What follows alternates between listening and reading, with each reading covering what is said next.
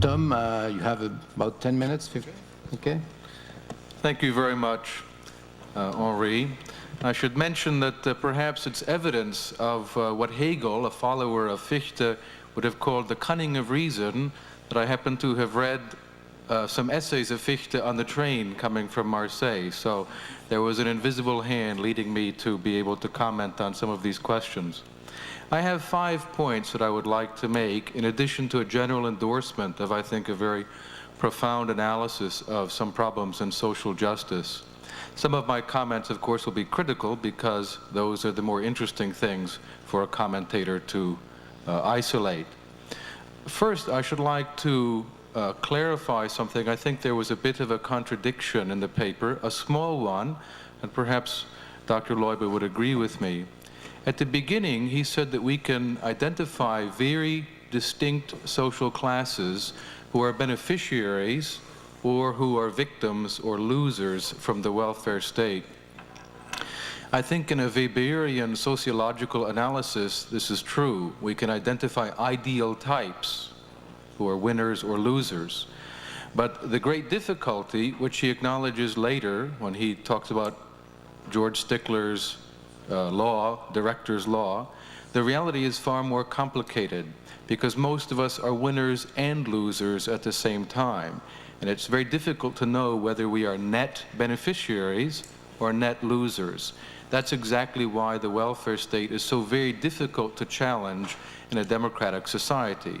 Because all of us are 100 francs poorer and 70 francs richer, and it's difficult for us to know exactly where we may stand on the scale of benefits. So that's a small criticism, but I think it's important if we want to understand the welfare state in democratic societies. We're all partly winners and partly losers, and the state has created a deliberate system that makes it difficult for us to know on which side we stand. The second point relates to distributive justice, which Dr. Leube largely criticized for very good reasons. But I think that liberals should be concerned with distributive justice. It is at the heart of liberalism because there is one resource in the world which does have a just distribution, and that is your own person. And this is why Fichte, to take the early Fichte of 1793, not the Fichte of 1812 or 1813, the early Fichte was a very strong liberal, and in 2 books that he wrote, which unfortunately are not available in English, but perhaps they are in French, he defended a liberal conception of distributive justice, beginning with the right of each person to own and have dominium, as the scholastics would say, over herself or himself. And from this we can derive a liberal system of justice, not as a purely deductive matter, but as a touchstone, as we would say, for the justice of the whole system of the market order. This principle, of course, is central to the philosophy of John Locke, but also of the Spanish scholastics Bartolomé de las Casas, Francisco Vitoria, and others who contributed to the liberal tradition. So I do think it is important that we not give the field of distributive justice to the dirigiste and to the socialist. There is a liberal theory of distributive justice based on one's control of one's own person and resources. This is denied by theorists of the welfare state, such as John Rawls, who explicitly says, you do not deserve your talents, you do not deserve who you are. In fact, he says you do not even deserve your motivation. So if we found one person is poor because he does not work and is lazy, and another is better off because he is very industrious, Rawls says the industrious deserves nothing because he does not deserve his motivation, his industriousness. So this is an area where liberalism and the dirigiste collectivist philosophy clash very directly.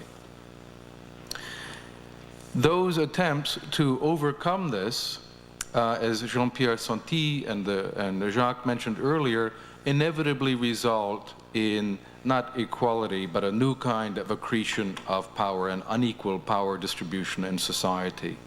Because social equality is a very vague concept, it's difficult to determine, and of course we require someone over us to make the determination. And those people, the politicians or bureaucrats, will have more power. It is a necessity that a system that attempts completely equal distribution of income will result in unequal distribution of power, and as a consequence, normally unequal distribution of income as well, which will now be determined politically. My fourth point that was also mentioned in Dr. Leube's presentation that I think deserves more emphasis is that the welfare state is not really a system of equality, but a fundamental and profound inequality of rights, specifically between insiders and outsiders. Under a liberal system, an immigrant who comes to France or Germany or the United States has the same fundamental human rights as everyone else. The right to work, the right to their own life and property. But the welfare state generates unequal entitlements. French citizens are entitled to something, but not foreigners. And this generates conflict and a great deal of hostility towards immigrants, towards other nationalities, has been created by the welfare state. The welfare state actually generates and fosters the most ugly kinds of nationalism and racism because there's a conflict over limited entitlements. And for every foreigner who comes, a native person is going to struggle against that person because they represent a threat to their unequal rights to welfare state benefits. So the welfare state is fundamentally a system of unequal rights, and we should not allow the welfare statists to get away with claiming to be for equality. They are in fact implicit advocates of nationalism and racism. My final point, which was touched on very briefly, and I think deserves more emphasis, is the question of state provision. Whenever you have state provision, you will generate some kind of conflict. When we think about this, it's important to exercise our imagination and think of education without a state monopoly. When we focus on access to place at state universities, for example, we limit ourselves to understanding education in one institutional form. But the market is capable of providing a wide variety of different forms. And it is important for us, if we are to advance a liberal vision of social justice, to also demonstrate and show to the public the way in which free association and the market can create new opportunities for people, that we are not limited to just one system, the university, and that will be private or state or subsidized or not. But if we have a truly free market in education, there's a wide range of different ways of learning. If you want to learn another language, you don't have to go to university. If you want to learn to play jazz music, you don't have to go to university. The market already has ways of providing these goods, these forms of education, and we should liberate the market to provide education that competes with the traditional state system, or I should say, the traditional system that has been seized by the state over the last 200 years. So again, in conclusion, I thought the paper was very good and quite provocative, and I hope I've only highlighted a few things that perhaps deserve some further thought. Thank you.